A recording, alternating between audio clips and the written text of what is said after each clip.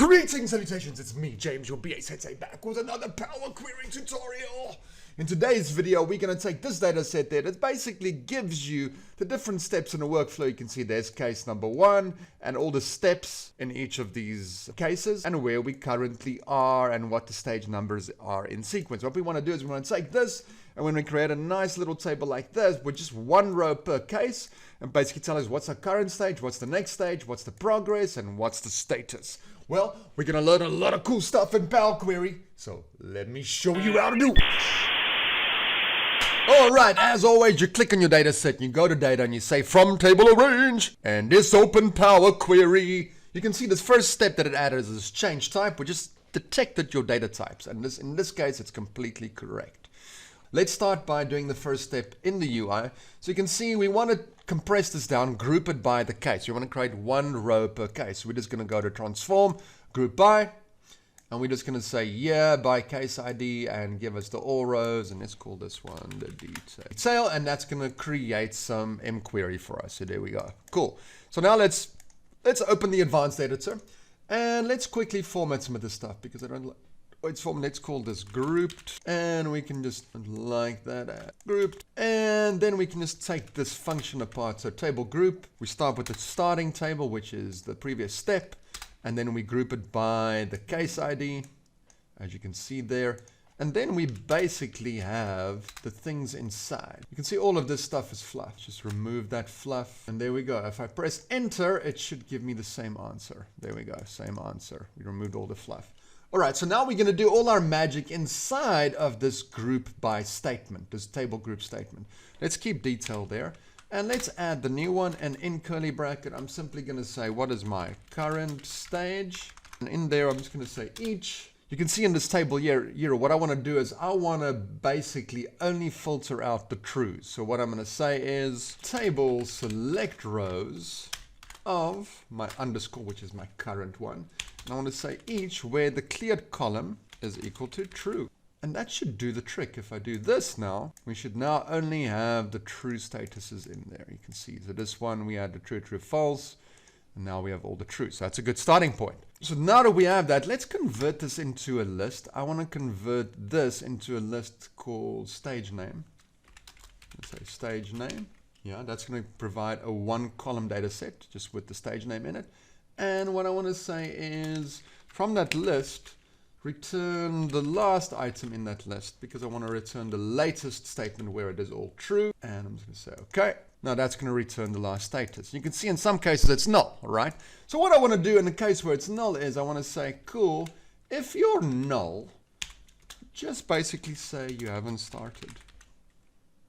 See what happened? Now that's not started yet. We haven't started this one yet.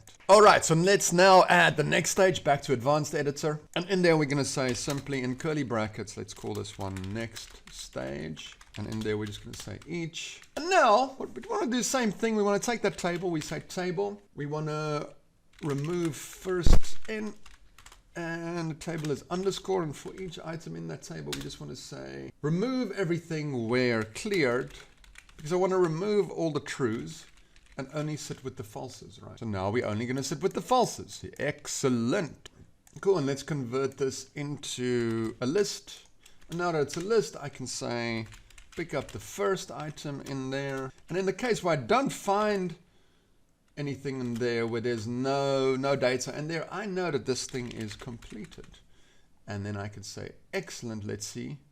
Now we can basically see that's completed. Yes, all of them has been done. So that one is completed. Isn't that cool? So we got the current stage and the next stage done. Now let's do the percentage complete. Should be quite simple. Progress. This one we just say each. And this one is also going to be simple because all we want to do is we want to do a simple count. So I'm going to say list select where cleared, where each item is true. Cool, and let's see what that brings us. And that brings us a list, and the list has a number of true statements in there. And all we need to do there is we just need to count that. So we say list count.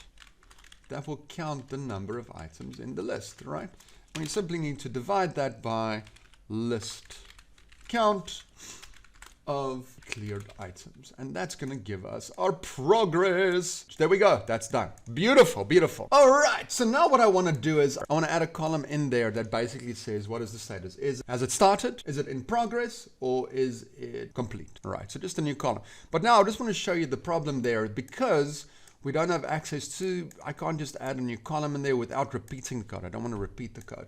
So what I would normally do is, and this is the wrong way to do it, and I'm going to show you how to actually make it better. So let's say just we'd add a column. This is now going to happen outside of the group, right? So let's say in there, this is the logic we're going to use. Let's call this the status. And in the status, we simply say if current stage is equal to not started, then else if next stage to completed, then next stage, else just call it in progress. So now this is the wrong way to do it, but you can see we just wrote the logic. Right, there it is. But what I'm going to do is I'm going to show you a cool way. So you can see if we look at this happened outside. I don't like that. So now we're going to do a cool little modification to this using a record to actually integrate that step into this group by. That's what I want to do. So what I'm going to do is I'm going to convert this to a nested let. So we're going to say, yes, let's call this one summary. Then we're going to start a nested let. And we're gonna and we're gonna start slowly converting each one of these lines into a variable. So we say that's a variable, that's a variable. First one done. Second one, let's convert this into a variable. Done. This one, let's convert this one into a variable. Remove all of that, just put an equal sign in there. Now we basically have it all in variables, right? Now I wanna take that, let's say status, and I'm just gonna say status, copy all of this shit out of there, put it in there, and delete this step completely. And now we have access to, now we have access to current stage. So we can say, cool, that is not started, then give me that. Else if next stage, just remove the square bracket, completed, then next stage, and then next stage, else that. Cool, so now we basically returned everything that we wanted in one nested let, right? So now we just need to finish it up. And now I'm gonna return things in square bracket because that's gonna return things in a record. So I'm going to say current stage is equal to current stage. That's the name of the record and the value. Next stage, status. Right. Close all the brackets. That should do the trick, and we're going to return grouped.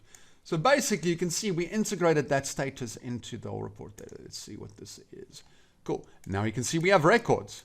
You can see each record then just returns that, and we just need to expand that, and we say go. And now we have it. So now you can basically see that we used a nested let inside of a group statement in order to do some fancy logic in there. And you can see how if this was done outside of a nested let, you couldn't access, you had to add a new column outside of the group. Anyway, that's how you could do it. So there was two potential solutions here. The one was less efficient, the one was more efficient. Anyway, I hope you learned something new. BA Sensei, signing out.